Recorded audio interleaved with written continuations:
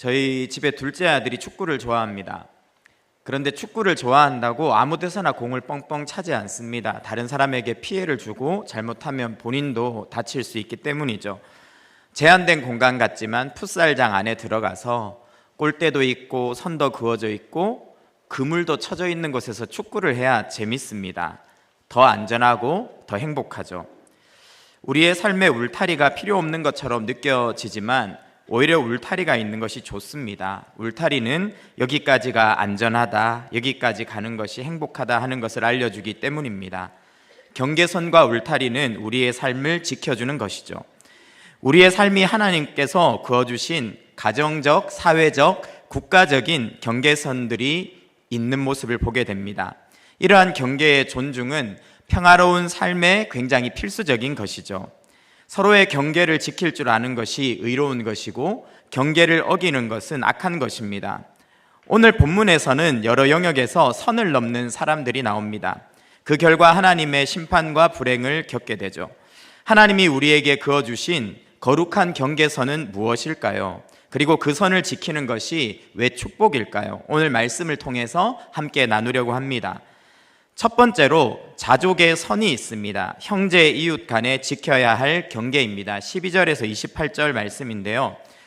먼저 선을 넘는 암몬, 그리고 선을 지키는 입다가 대조적으로 오늘 본문에 등장하고 있습니다.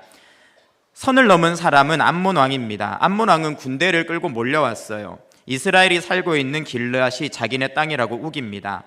암몬은 아브라함의 조카 롯의 후손입니다. 이스라엘의 친족이기도 하죠. 그런데 그 친족이요 형제인 그런 암몬이 형제의 땅을 욕심내서 빼앗겠다고 쳐들어온 것입니다. 이에 입다는 이 땅은 하나님이 거주하도록 그어주신 땅이라고 주장합니다. 먼저 입다는요, 출애굽에서 하나님의 명령대로 형제인 에돔, 모압, 암몬 등의 경계를 우리는 넘지 않았다고 말합니다. 지금 살고 있는 길르앗은 본인들이 이 이스라엘 민족이 아모리의 시온 왕이 다스리던 곳을 빼앗은 것이다 라고 말하죠. 그 다음에 이 땅에서 우리가 산지도 벌써 300년이 지났다고 말합니다. 26절 하반절 읽어보겠습니다. 시작. 거주한 지 300년이거늘 그 동안에 너희가 어찌하여 도로 찾지 아니하였느냐. 이미 300년간의 점유와 실효 지배가 이루어지고 있는 땅이다, 이렇게 말을 합니다. 이 실효 지배는 오늘날 국제법상으로도 중요한 요인이고 개인적으로 민법상으로도요, 20년이라는 기간 동안 한 사람이 그 땅을 점유했는데 주인이 임대료를 받지 않거나 주인된 권리를 행하지 않으면 그 땅에 산 사람이 오히려 소유권을 취득할 수 있게 되죠. 그런 면에서 입다는 모압 왕 이야기를 하는데 역사적으로는 시온 왕이 모압 왕에게서 그 땅을 빼앗았지만 그것을 돌려달라고 너희들이 요구한 적이 없다라고 말합니다. 그러므로 우리가 거기에서 취득한 이 땅은 우리의 땅이지 너희의 것이 아니라고 말하는 것이죠. 이 땅은 하나님이 우리에게 경계를 지어주신 땅이다라고 선언합니다. 이 부당한 요구에 대해서 하나님은 심판을 하십니다. 입다는 선을 넘어 너는 부당한 행동을 하고 있다고 말했습니다. 그리고 네가 그런 악을 계속 고집한다면 하나님이 너희를 심판할 것이라고 말합니다. 11장 27절 하반절 말씀 같이 읽어보겠습니다. 시작. 원하건대 심판하시는 여호와께서 오늘 이스라엘 자손과 암몬 자손 사이에 판결하시옵소서. 이 암몬이 그렇게 잘못하고 있다, 너희는 잘못되었다라고 말해도 암몬이 듣지 않자 결국 하나님께서 입다에게 역사하십니다. 그래서 암몬을 격파하게 만드십니다. 이 전쟁은요, 하나님께서 탐욕으로 주신 정하신 경계를 허무는 자가 결국 심판을 받게 된다는 것을 보여주는 전쟁입니다.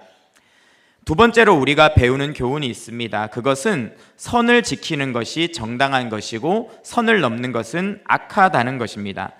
입다는 역사적인 사실을 근거로 해서 그 경계가 하나님께서 주신 것이라고 말합니다. 그래서 단호하게 아닌 것은 노라고 말하죠. 하나님이 그어주신 경계를 지키는 것은 정당한 것이라는 말입니다. 그것을 넘어서는 것은 오히려 악이죠. 심리학에서는요, 바운더리, 경계선이라는 용어가 있습니다. 좋은 사람이란 타인의 감정을 존중하고 영역을 존중하면서 바운더리를 넘지 않는 사람이라고 말합니다. 반면에 이 바운더리를 넘어가는 것은 나쁜 것입니다. 사랑, 조언이라는 이름으로 상대방의 사적인 영역을 함부로 침범하거나 바운더리를 넘는 것은 무례한 것이다 라고 이야기를 하죠. 모든 영역에서도 마찬가지입니다. 경계선을 침범하는 것은 그것이 심리적이든 사회적이든 국가적이든 죄악이라고 할 수 있습니다. 땅만이 아니라 자본주의 사회에서 내가 남이 힘들여 일구어 놓은 것을 오랜 세월 동안 지켜온 것을 함부로 빼앗고 침범하는 것은 의롭지 못한 것이죠.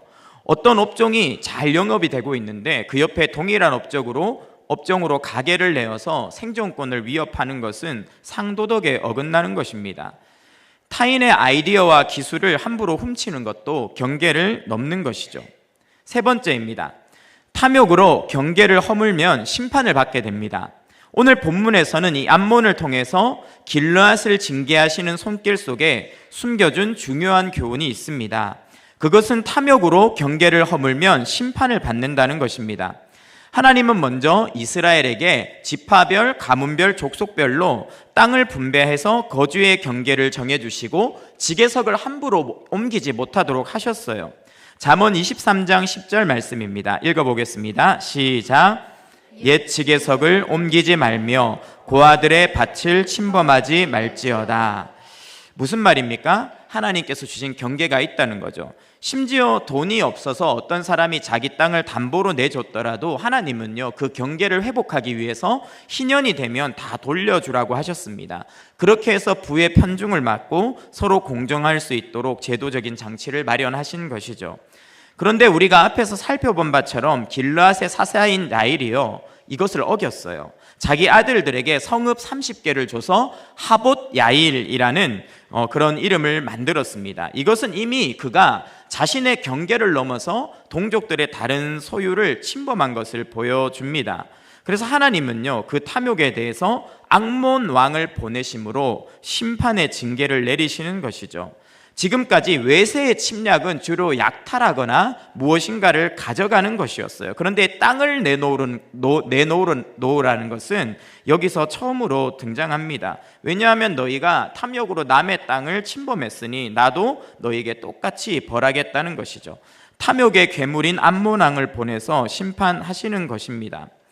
우리가 이처럼 하나님께서 정하신 경계를 넘어서 우상 숭배와 탐욕에 빠져 살면 아모리 족속을 하나님께서 토해서 내치셨던 것처럼 레위기 말씀이 이루어져서 우리 또한 그런 동일한 심판을 받게 된다고 성경은 말합니다. 하나님은 이런 경계를 넘어서지 못하도록 생태계에서도요, 공존할 수 있도록 먹이 사슬을 주셨어요. 천적을 두셨습니다. 사슴이 모든 풀을 다 뜯어 먹어버리면 땅이 망하니까 사슴의 개체수를 조절할 수 있는 맹수를 두셨어요. 그래서 개체수를 조절하게 하셨습니다. 이처럼 우리가 탐심의 본성을 따라 살면 하나님께서 공존할 수 있도록 천적을 붙이십니다. 탐욕을 따라 남의 경계를 함부로 짓밟으면 나의 탐욕 때문에 천적을 만나게 되는 것이죠. 의로운 심판자는 지금도 살아계십니다. 오늘 본문을 유심히 살펴보면 하나님이 역사 속에서 의로운 심판자라는 것을 발견할 수 있습니다. 탐욕스러운 길르앗을 하나님은 암몬을 통해서 징계하셨어요. 그런데 암몬이 선을 넘어 탐욕을 부리자 하나님은 입다를 통해서 다시 암몬을 격퇴하고 암몬의 성읍 20여 개를 정복해서 심판하십니다. 그리고 심장부인 아벨그라민까지 들어가서 암몬의 항복을 받아내게 하시는 거죠. 암몬 왕은 이스라엘 땅을 빼앗으러 왔는데 그 탐욕 때문에 오히려 자신의 땅을 잃는 그런 수치를 당하게 됩니다. 이처럼 타인의 경계를 짓밟는 자는 결국 자신의 경계도 짓밟힌다는 것을 하나님께서 보여주십니다. 반면 입다는요, 서자이지만 아버지의 유산을 받을 권리가 있었어요. 그런데 쫓겨났습니다. 하지만 하나님은 입다를 군대 장관으로 세워주셨습니다. 그리고 대적의 성읍 20개를 정복하는 역전의 은혜를 주셨어요. 하나님은 또 이렇게 갚아주시는 분으로 등장합니다. 이처럼 하나님은 보이지 않는 역사의 심판자이십니다. 우리는 당장에 악한 자가 번성하고 잘 되는 것처럼 보이는 세상을 삽니다. 하지만 성경은요, 의인의 자손은 걸식함을 보지 못했다라고 말합니다. 그리고 그 자손이 시간이 지나면 의인의 자손의 때에 그것을 보게 될 것이라고 말합니다. 하나님께서 공의로운 심판자로 서 계시다는 것을 보게 된다는 말입니다. 지금 우리도 똑같습니다. 억울함을 당할 수 있고 아픔을 당할 수 있어요. 그런데 세월이 지나면 하나님이 살아계시기 때문에 언젠가 우리의 후대를 통해서라도 하나님은 우리의 억울함을 갚아주시고 우리의 연약함을, 우리의 부족함들을 채워주십니다.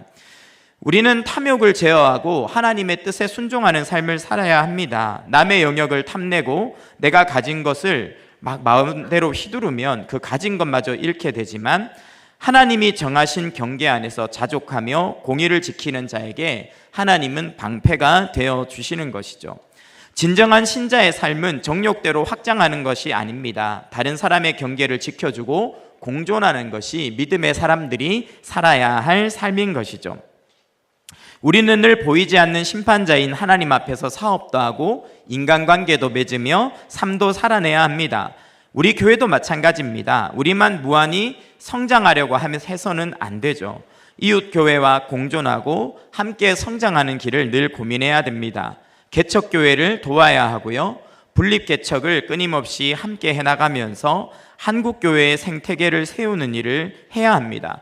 홀로 큰 나무가 되는 것이 아니라 숲을 이루어서 생태계를 회복하는 안목을 가져야 하는 것이죠. 그래야 하나님의 보호 아래서 생존할 수 있는 것입니다. 오늘 성경은 두 번째로 큰 대지입니다. 존중의 선은 부모 자녀 간에 지켜야 할 경계도 있다라고 이야기를 합니다. 29절에서 40절 말씀입니다.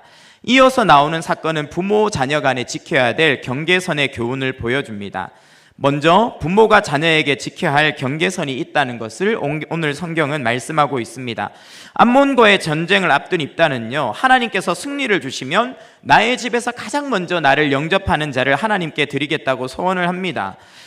그가 하나님 앞에서 가장 먼저 나오는 자를 드리겠다는 것은 나의 가장 소중한 것을 드리겠다는 그런 서약이죠. 이것은 그의 헌신을 의미하는 겁니다. 그런데 그 헌신에는요, 지식이 없었어요. 왜냐하면 하나님은 인신제사를 가증하게 여기시기 때문입니다. 신명기 말씀 함께 읽어보겠습니다. 시작. 그들은 여호와께서 꺼리시며 가증히 여기시는 일을 그들의 신들에게 행하여 심지어 자기들의 자녀를 불살라 그들의 신들에게 드렸느니라. 이것을 보면요, 그가 당시 이방신에게 인신제사를 드리는 것이 하나님의 말씀을 따른 것이 아니라 이방인의 풍습을 따른 것이다 라는 것을 보여줍니다. 동화되어 있는 것이죠. 또한 그는 하나님과 거래를 하려고 했어요. 자신이 소중한 것을 드릴 테니까 승리를 달라는 겁니다. 하나님을 이방신처럼 내가 무엇인가 좋은 것을 복채를 드리면 좋은 겸계를 주는 신처럼 잘못 생각한 것이죠. 이 지식 없는 열심과 종교적인 폭력이 그의 모습 속에서 보여지게 됩니다. 결국 그가 승리하고 돌아왔어요. 그런데 누가 가장 먼저 나옵니까? 34절 말씀 같이 읽어보겠습니다. 시작. 미스바에 있는 자기 집에 이를 때 보라 그의 딸이 소고를 잡고 춤추며 나와서 영접하니 이는 그의 무남 동료라. 여기에 보면 그의 무남 동료, 사랑하는 딸이 그를 맞으러 나왔다 이렇게 말합니다. 지식 없이 열심을 냈는데 그것이 결국은 사랑하는 딸을 죽이는, 생명을 짓밟는 결과로 이어지게 되는 것이죠. 가문의 대가 끊어지는 저주를 자초한 것입니다. 올바른 지식이 따르지 않는 잘못된 종교, 이단 사이비 교회를 따르면 이런 일이 일어납니다. 바른 신앙 없는 열심은 가정을 깨트리는 것이 될 수 있죠. 그런데요, 우리는 그보다 성경이 지적하는 더 중대한 잘못을 발견합니다. 그것은 바로 자녀를 자신의 소유물로 생각한 입다의 문제입니다. 자녀는 부모의 소유물이 아닙니다. 부모의 신앙적 야망이나 서원의 담보물이 될 수 없어요. 자녀는 내가 하나님께 바쳐야 할 재물이 아니라 하나님께서 나에게 맡겨주신 선물입니다. 그런데 그런 자녀를 입다가 자신의 서원으로 바친다는 것은요, 경계를 넘어가는 겁니다. 자녀의 경계를 침범하고 짓밟는 종교적인 폭력이죠. 입다는 국가의 국토적인 경계는 지킬 줄 알았지만 가정의 경계를 지킬 줄 몰랐던 것입니다. 아브라함은 달랐어요. 아브라함은 모리아산에서 이삭을 번제로 드렸어요. 이것이 경계를 침범한 것처럼 보이지만 그렇지 않아요. 아브라함의 번제 사건은요, 결국은 이삭 대신 수장을 드리는 걸로 맞춰집니다. 하나님께서 이 사건을 통해서 무엇을 보여줍니까? 네가 사랑하는 독자에 대한 소유권을 내려놓아야 된다. 네 자식은 내 것이 아니라 내 것이다 라는 하나님의 말씀에 자기가 모든 것을 내려놓고 집착을 노려놓고 인정한 사건입니다. 그런데 우리가 아이를요, 하나님의 소유로 인정하는 것은 그 아이가 하나님께 직접 소속된 독립적인 존재를 인정하는 것입니다. 자녀의 삶의 경계선을 인정하는 것이죠. 하나님의 독특한 피조물로서 내 마음대로 통제하려는 시도를 멈추는 행동입니다. 내가 하나님을 노릇하려고 하지 않는 것이고, 내가 하나님 안에 하나님이 내 자녀에게 마음껏 일하실 수 있도록 하나님의 영역을 침범하지 않는 것이죠. 그래서 자녀를요, 하나님께 그대로 집착을 끊고 맡겨드리는 것이 아름다운 것이고 축복된 것입니다. 특별히 사춘기가 지나면요, 더 이상 부모의 집착이 통하지 않습니다. 우리 부모님들 중에 혹시나 사춘기 자녀를 두신 부모님들은요, 더 이상은 이 아이는 내게 아니다, 오히려 우리 집에 온 손님이 우리 집에 있다라고 생각하는 게 좋습니다. 그냥 우리 교회 형제님 자매님이다 생각하시는 것이 너무나 바릅니다. 그게 자녀를 하나님께 드리는 첫걸음이고요, 그때 나도 살고 내 자녀도 살지 끊임없이 사춘기 자녀를 집착하고 소유하고 내 뜻대로 하려고 하면 가정에 분란이 일어나게 됩니다. 반대로 두 번째로 자녀가 지켜야 할 경계선도 있습니다. 입다의 딸의 반응은 그것을 보여줍니다. 입다의 딸은요, 부모에게 자녀가 어떻게 경계선을 지켜야 하는가를 잘 보여줘요.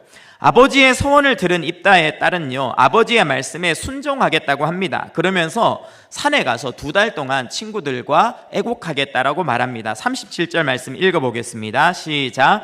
나를 2달만 버려두소서. 내가 내 여자친구들과 산에 가서 나의 처녀로 죽음을 인하여 애곡하겠나이다 하니, 이 2달의 애곡은요, 자신의 죽음을 준비하는 시간입니다. 하지만 동시에 이 2달은 그 딸만이 아니라 입다와 길르한 모든 사람들의 마음에 슬픔을 새기는 시간이 되었습니다. 이것은 비극이라는 것을 이 2달의 애곡의 기간을 통해서 알린 것이죠. 또 이후로 이스라엘 여자들이 매년 나흘씩 그녀를 애곡하는, 나흘간 애곡하는 그런 관습이 생겨나게 됩니다. 이것은요, 당시에 쉽게 영역을 침범받았던 여성들, 자녀들에게 그들을 침범하려는 것에 대한 무언의 항거가 되는 것입니다. 이런 비극이 다시는 반복되지 않아야 된다는 엄중한 경고와 교훈이 되는 것이죠. 이슬람권에서 이런 일이 있었습니다. 말랄라 유사프자이라는 파키스탄의 소녀가 있었어요. 이 소녀는 탈레반의 억압 아래서 여성의 교육권을 주장했습니다. 그러다가 15살에 머리에 총격을 받았어요. 그런데 죽음의 문턱에서 살아났습니다. 총에 맞은 이 소녀는 침묵하고 도망친 것이 아니라 오히려 UN 연설들을 통해서 여성의 교육권을 주장하고 더 강조했죠. 그래서 그녀의 피격 사건은 전 세계의 이슬람 극단주의의 잔혹함과 여성의 교육이 얼마나 절실한 것인지를 알리는 기폭제가 되었습니다. 그리고 그녀는 17세에 역대 최연소 노벨 평화상을 수상했어요. 개인의 비극을 전 세계 여성 교육권을 보여주는 상징으로 바꾸어 놓았습니다. 이것은 그들이 자신만의 방식으로 자신의 경계선을 지키는 모습이 얼마나 아름다고 숭고한 것인가를 보여주었죠. 누군가가 짓밟는다고 짓밟혀서는 안 됩니다. 나의 신앙, 우리의 가정, 우리의 인권, 내 내면의 존엄함은 스스로 지켜내고 보호해야 할 아름다운 하나님의 주신 선물입니다.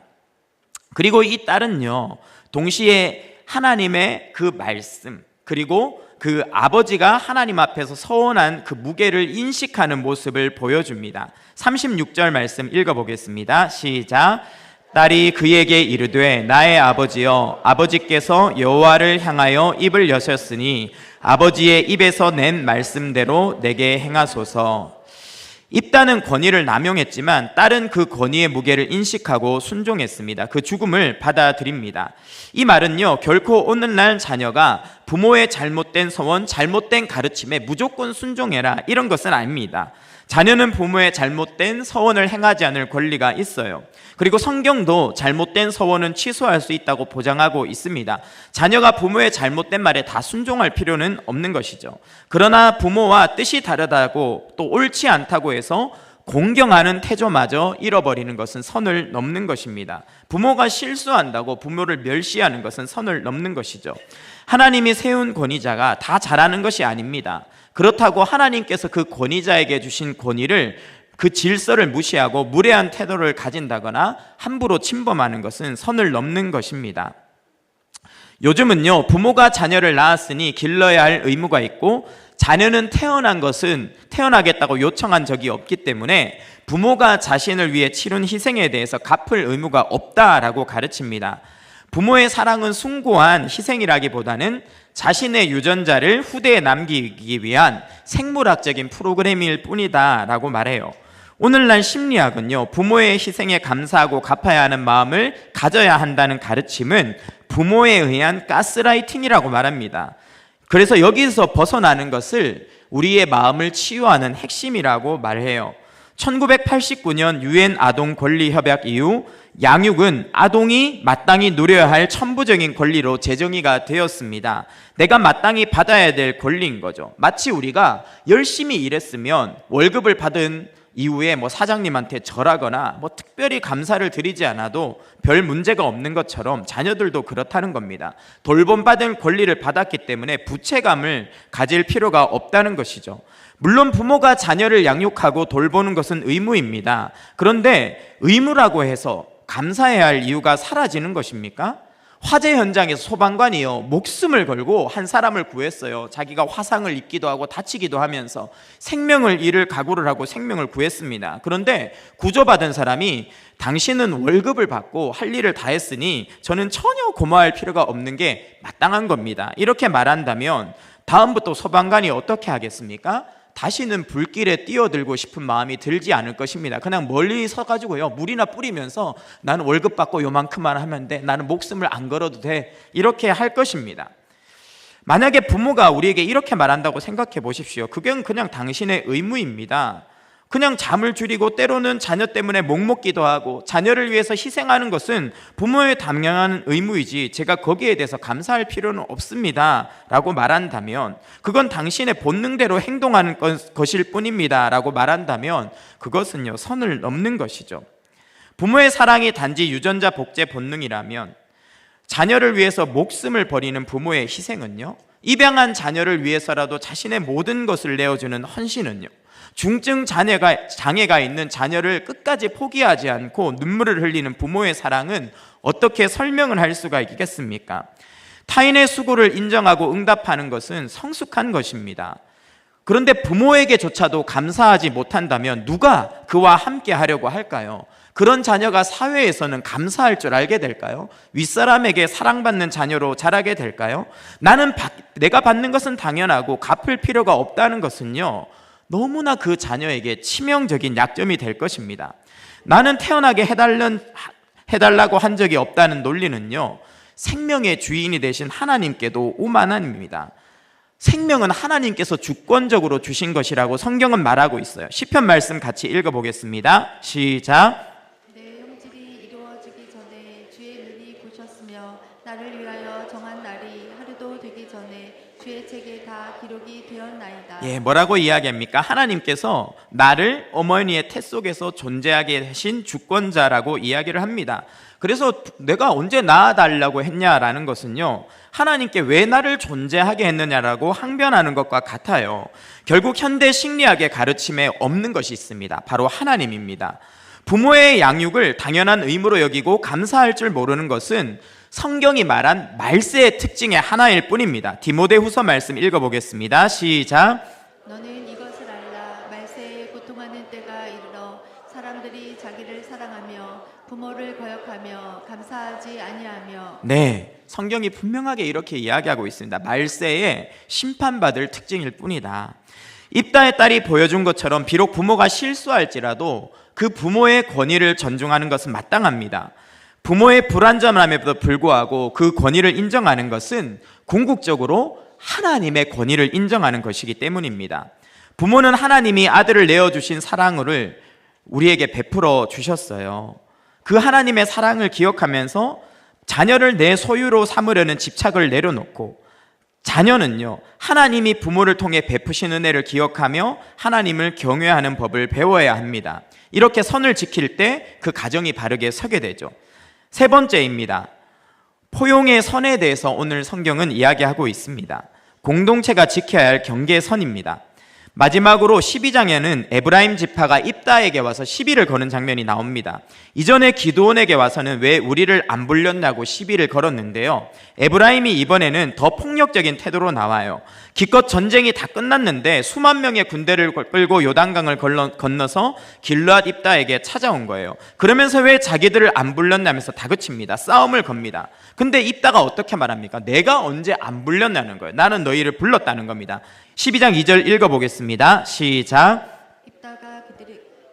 입다가 그들에게 이르되 나와 내 백성이 암몬 자손과 크게 싸울 때에 내가 너희를 부르되 너희가 나를 그들의 손에서 구원하지 아니한 고로. 여기에 보면 도움 없이 목숨 걸고 싸웠더니 여호와께서 승리하게 하셨다라고 말합니다. 이제 무슨 일로 와서 나와 싸우려고 하느냐? 너희가 하나님께서 부를 때는 안 해놓고 무슨 말이냐라고 따지는 거죠. 근데 이들은 왜 그렇게 악한 일을 했을까요? 기득권을 놓치고 싶지 않은 서열의식 때문입니다. 하나님 앞에서 이들은요, 하나님이 하신 일이 아니라 내 기득권에 집착했어요. 이들은 에브라임 지파는 당시에 소위 성골, 장자 대우를 받던 유력한 지파였습니다. 그들은 늘 자신들이 중심이 되어야 한다고 믿었어요. 그런데 감히 서자 출신인 입다가 영웅이 된 겁니다. 그걸 꼴보기가 싫은 거예요. 그리고 우리의 영향력이 줄어든다는 생각을 한 겁니다. 그러니까 멸시하는 말을 내뱉으면서 싸움을 촉발한 것이죠. 12장 4절 말씀입니다. 이렇게 나와 있습니다. 읽어보겠습니다. 시작. 이는 에브라임의 말이 너희 길르앗 사람은 본래 에브라임에서 도망한 자로서 에브라임과 므낫세 중에 있다 하였습니다. 이 에브라임과 므낫세는 요셉의 두 아들입니다. 그래서 막강한 영향력을 가진 주류 지파였습니다. 그런데요, 므낫세 반지파를 비롯해서 요단 덩편에 머물고 있는 너희들은 비겁하게 도망친 자들이다, 이렇게 비하를 한 것이죠. 그런데 그렇지 않아요. 하나님의 허락함에서 이들은 요단 동편을 기업으로 받았습니다. 이것은 에브라임이 자신의 기득권을 수호하려고 상대방의 정당성마저 짓밟는 비열한 짓을 한 것이죠. 그러다가 입다가 그들과 싸우려고 이제 에브라임이 끌고 온 군대와 싸웠고요. 에브라임은 4만 2천 명의 군사가 죽임을 당하는 아픔을 당하게 됩니다. 여기서도 섬을 넘은 에브라임을 하나님께서 심판하시는 모습이 나오는 것입니다. 에브라임이 넘은 선은 무엇입니까? 그것은 바로 지체로서 의무와 연합의 선을 넘은 것입니다. 에브라임은 이스라엘 공동체의 한 지체예요. 그런데 국가적인 위기 앞에서 침묵하면서 방관했습니다. 그러다가 승리하니까 자신의 기득권을 잃을까봐 이기적으로 나와서 자기의 권익을 주장하죠. 이것은 공동체의 운명보다 나의 이기적인 입지에만 관심을 가진 태도입니다. 하나님의 주권과 성령의 역사라는 권위의 선을 넘은 이들의 모습은요, 너무나 악한 것이죠. 에브라임은 마치 자신의 자신들이 전쟁의 허가권이 있는 것처럼 행동합니다. 전쟁에 참여할지 말지를 제가하는 것이 자신들인 것처럼 말하죠. 우리가 안 싸우면 너희도 안 싸워야 됐다, 이런 태도입니다. 분명 성령님이 임하시고 하나님께서 승리를 주셨는데도 그 하나님의 역사보다 자신들의 힘이 우선이라고 말하는 태도를 보여주는 것이죠. 이것은 공동체의 선을 넘는 파괴적인 행동입니다. 무엇보다 형제를 모욕하고 다툼으로 공동체를 파괴하는 선 넘은 행동이죠. 시기와 질투심으로 지체들의 정체성을 비하하고 나아가 형제들과 싸우려는 것은 하나님의 나라를 파괴하는 무서운 죄입니다. 고린도전서 3장 17절 말씀 같이 읽어보겠습니다. 시작. 누구든지 하나님의 성전을 더럽히며 하나님이 그 사람을 멸하시리라. 뭐라고 말합니까? 여기에 나오는 말씀은 하나님의 성전을 더럽히는 자를 멸하신다고 합니다. 그런데 여기에 나오는 성전은 교회 공동체입니다. 시기와 분쟁으로 하나님의 공동체를 분열시키면 하나님께서 그 사람을 반드시 심판하신다라고 이야기를 합니다. 그런데 에브라임은요, 정작 외부의 대적과는 싸우지 않고 교회 안에서 내부 총질을 하면서 분열시키는 행위를 일으켰기에 하나님은 그들을 암몬보다도 더 악한 자로 규정하시고 심판하신 것이죠. 그들의 우월감, 그들의 기득권이 죽음의 부메랑이 돼서 그들에게 돌아오게 된 것입니다. 싸움의 패배에서 그들은 그들의 지파로 도망합니다. 요단강을 건너서 도망가려고 하는데요, 요단 나루에서 발음을 통해서 저들이 에브라임 사람인가 아니면 이쪽 땅 사람인가를 구별합니다. 쉿볼렛이라고 발음을 해보라고 하는 것이죠. 12장 6절 말씀 읽어보겠습니다. 시작. 그에게 이르기를 쉿볼렛이라 발음하라 하여 에브라임 사람이 그렇게 바로 말하지 못하고 쉿볼렛이라 발음하면 길르앗 사람이 곧 그를 잡아서 요단강 나루턱에서 죽였더라. 그때 에브라임 사람이 죽은 자가 42,000명이었더라. 마치 이 경상도 전라도 발음이 다르잖아요. 제가 만약에 이렇게 도망가는데 잡아서 서울말 해봐 이러면 저는 잡힐 거예요. 왜냐하면 제가 서울말을 한다고 지금도 열심히 하는데 아무도 인정을 하지 않아요. 왜냐하면 이 경상도 억양이 고칠 수 없는 이 억양이 제 안에 있어요. 똑같은 겁니다. 그 도저히 넘어설 수 없는 발음을 해보라고 하니까 못한 거예요. 그래서 들킨 겁니다. 너네 에브라임 사람이구나. 그 말투 때문에 이건 사실 이 자기들이 메인 지파다, 우리가 핵심이다 라는 자부심을 가진 발음이었을 수 있어요. 우리 쪽이 메인이고 너네가 말하는 발음은 지방 발음이야, 사투리야 라고 했는데 오히려 자신들이 자부심을 가지고 있던 그 단어, 그 발음법이 올무가 돼서 죽게 된 것입니다. 자신의 오만함이 결국 자신을 죽이는 칼날이 된 것이죠. 오만함으로 남을 판단하는 자는요, 이처럼 그것으로 자신이 판단을 받게 되고 죽게 됩니다. 42,000명이나 되는 목숨이 이 땅에서 사라지게 된 것이죠. 하나님은 공동체를 위해 자신의 목숨을 걸고 대적과 싸운 입다에게는요, 힘을 더해 주셨어요. 공동체를 위해서 싸우는 자에게는 하나님이 능력이 되어 주십니다. 그런데 공동체를 깨트리고 나의 기득권을 위해서 목소리를 높이는 자는 그 힘을 다 빼앗아 가버리는 것이죠. 하나님은 에브라임의 패배를 통해 공동체의 선을 어기는 것이 얼마나 중대한 죄인가를 보여줍니다. 세상에서 선을 어기면 경찰이 제재하거나 공동체에서 불이익을 당하게 됩니다. 교회에서는 그렇지 않은 것 같아요. 내가 내 기득권을 챙기려고 이런저런 조치를 취하고 나의 이익을 위해서 행동하는 것들이 아무런 제재를 당하지 않는 것처럼 보입니다. 그런데 주님이 보고 계시다고 성경은 이야기하는 거예요. 불꽃 같은 눈동자로 보고 계시다가 누구든지 마음대로 섬을 넘으려고 하고 형제의 마음을 상하게 하고 비난하고 불신을 초래하고 공동체의 연합을 깨트리면 하나님께서 반드시 심판하겠다라고 성경이 이야기하고 있습니다. 말씀을 마치도록 하겠습니다. 우리는 때로는 탐욕으로, 권위주의로, 배은망덕으로, 질투심으로 하나님이 정하신 선을 넘는 죄를 범할 때가 있습니다. 그렇게 해서는 안 됩니다. 이 잘못된 죄를 치유하는 방법은 오직 예수님의 십자가뿐입니다. 주님은 탐욕을 자족으로 바꾸셨습니다. 권위주의는 섬김으로 바꾸셨어요. 배은망덕을 감사로 바꾸고 질투와 사랑과 우정으로 바꾸셨습니다. 그래서 내게 주어주신 선을 감사하고 그 선 안에 머물 줄 알고 다른 사람의 선을 존중하고 보호할 줄 아는 사람을 주님은 축복하십니다. 공동체의 배려가 있는 그곳이 주님이 다스리는 천국 공동체가 되는 것이죠. 한 해가 맞춰가고 있습니다. 나는 하나님께서 내게 주신 선을 잘 지키고 있습니까? 다른 사람의 선을 존중하고 있습니까? 새해에 우리 더사랑의 교회는요, 주님이 그어주신 그 아름다운 경계선 안에서 서로를 더 사랑하고 존중하는 아름다운 공동체가 되기를 축원합니다. 우리의 가정도 그런 가정이 되기를 주님의 이름으로 축원합니다. 이 시간 함께 찬양하도록 하겠습니다.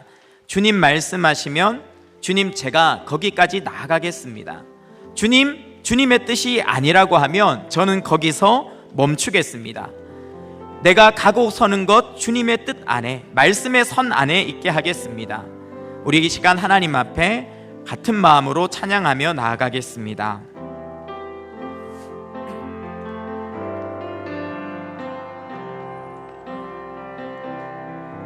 주님 말씀하시면 내가 나가리다. 주님의 뜻이 아니면 멈춰서리다. 주님 뜻이 아니면 내가 멈춰서리다. 나의 가고 서는 것 주님 뜻에 있으니, 나의 가고 서는 것 주님 뜻에 있으니, 오 주님 나를 이끄소서. 주님 말씀하시면 내가 나아가리다. 주님 말씀하시면 내가 나가리다. 주님 뜻이 아니면 내가 멈춰서리다. 나의 가고 서는 것 주님 뜻에 있으니, 오 주님 나를 이끌소서. 주님이 뜻하신 곳에 있기 원합니다. 뜻하신 그곳에 나 있기 원합니다. 이끄시는 대로 순종하며 살리니, 이끄시는 대로 주여 연약한 내 영혼을 통하여 일하여 주소서. 연약한 내 영혼 통하여 일하소서. 주님 나라와 그 뜻을 위하여, 오 주님 나를 이끄소서. 오 주님 나를 이끄소서. 이 시간 함께 준비된 기도 제목을 읽겠습니다. 나 자신의 탐욕을 제어하고 하나님의 말씀의 바운더리 안에서 순정하며 살게 하소서. 아멘. 부모는 자녀를 소유하는 집착을 내려놓고 자녀는 하나님이 부모를 통해 베푸신 은혜에 감사하게 하소서. 아멘. 교회 공동체에서 상대방을 인정하고 나의 기득권을 내려놓는 선한 경계선이 지켜지게 하소서. 아멘. 이 시간 주신 말씀을 기억하며 하나님 앞에 합심하여 기도하겠습니다. 하나님 아버지, 우리가 주어